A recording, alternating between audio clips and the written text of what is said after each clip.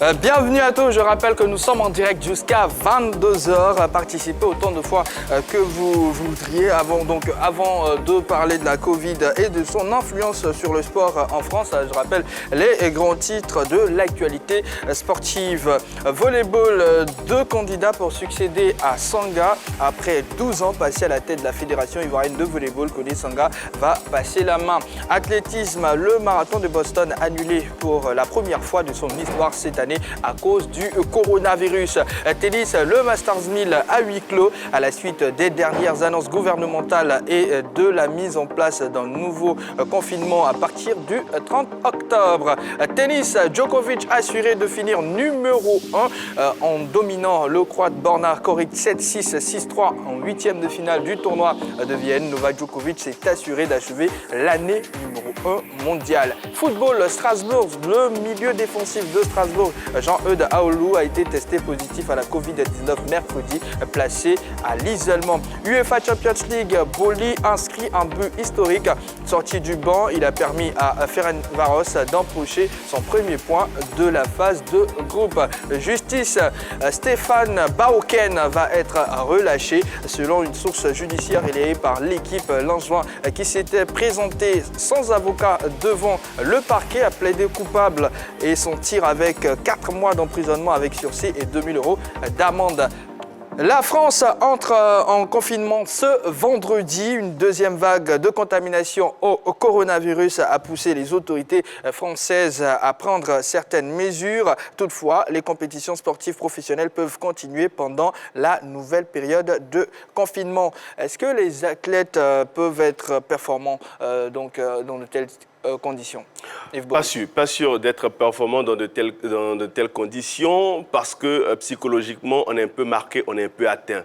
On vous fait comprendre que tout le pays est confiné, vous êtes les seuls peut-être à sortir, à vous entraîner, mais dans quelles conditions, surtout avec quel genre de mesures? Parce que c'est sûr et certain que les mesures seront drastiques, prise forcément de la température, test pour savoir si on est contaminé ou pas, et puis après, avec les coéquipiers, les partenaires dans les vestiaires, comment ça va se passer, comment tout ça sera organisé.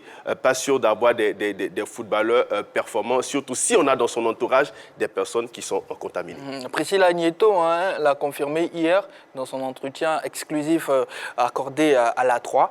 C'est vraiment compliqué, R9, cette situation de Covid-19. Ouais, c'est compliqué parce que nous tous on a passé ce temps-là, tu vois un peu. Depuis, ça va au moins 4 mois, non? 4 mois à la maison. Bon, Dieu merci, moi j'ai mon studio à la maison, j'ai travaillé tranquillement, tu vois. Mais il y en a aussi, des gens aussi qui n'étaient pas faciles pour eux, tu vois. Donc voilà quoi, c'est pas facile. Henri Jo, est-ce qu'on doit s'inquiéter pour le sport en France dans les semaines à venir?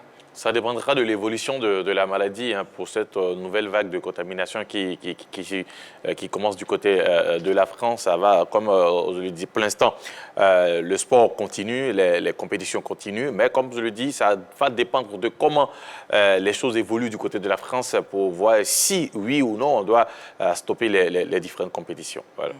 Yellow?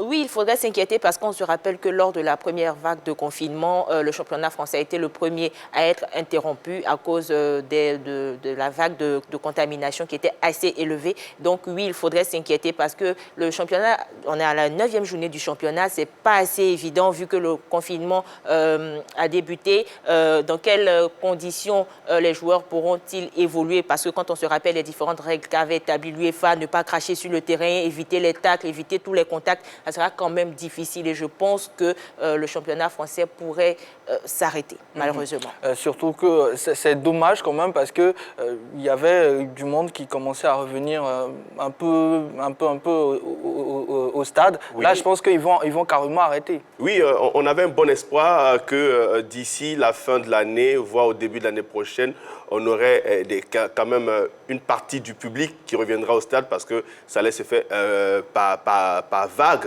peut-être attribué à un stade de 10 000 places, plutôt de 40 000 places par exemple, ou 30 000 places, 10 000 ou 5 000 personnes qui pourraient assister à des matchs avec les mesures de distanciation. Mais là, une nouvelle vague de contamination du côté de la France va emmener les autorités du pays et surtout les autorités du football au niveau de la France à revoir cette perspective de permettre aux supporters de revenir dans les stades. C'est bien dommage quand même pour le football en France, mais c'est une situation, il faut y faire face. Oui, quelque chose à ajouter, Yino? Oui, c'est quand même dommage aussi pour le sport parce qu'on se focalise plus sur le football, mais il y a des athlètes qui préparent par exemple les Jeux Olympiques, ils n'auront pas la possibilité d'aller en entraînement, ils ne pourront pas travailler en groupe et donc oui, il y a un souci parce que déjà avant la deuxième vague de contamination, c'était pas quand même assez évident de pouvoir se réunir pour pouvoir faire des entraînements et là maintenant, ça sera véritablement compliqué pour ces athlètes-là aussi.